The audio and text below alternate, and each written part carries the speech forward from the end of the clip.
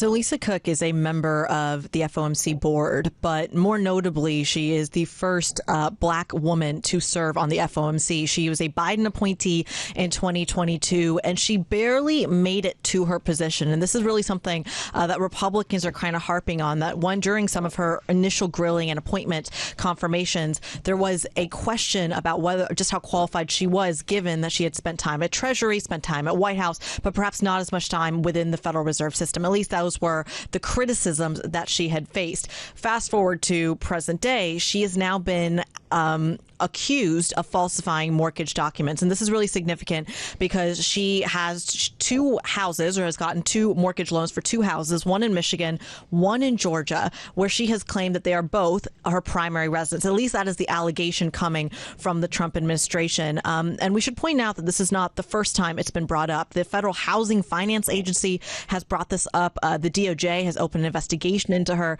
And that's the case that the White House is basically making for her removal, that she was dishonest in this process. Yes, and this is something that Lisa Cook pushes back against. She denies that there was any wrongdoing in these two mortgage applications. So what recourse does she have then, Kriti? She says there's nothing to see here, but President Trump wants her to go. Where does that leave her?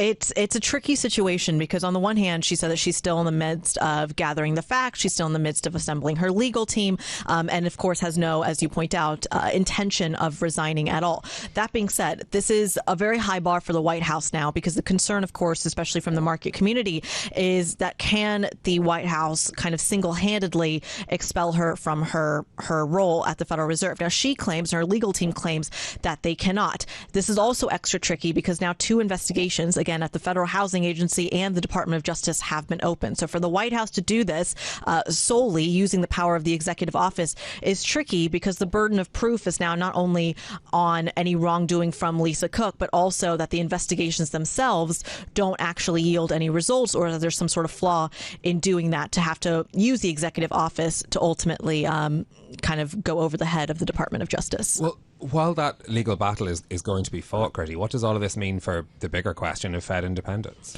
Well, it is a big question for the credibility of not just the Federal Reserve, but the entire U.S. government. And this is something where a lot of sovereign agencies and sovereign analysts have been talking about, because the Federal Reserve's independence is really a benchmark and a key pillar of the perception around the strength of the United States and the strength of the U.S. credit rating that it has.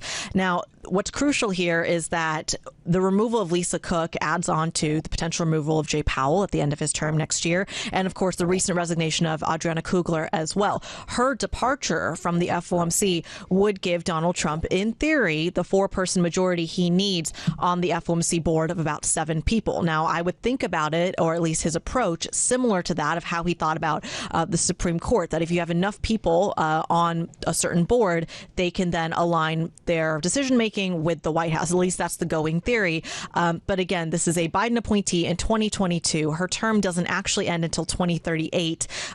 So there are still ways to go before this has an actual effect on monetary policy from the Federal Reserve. But it's the ultimate kind of undermining of the independence that becomes the key question for the market.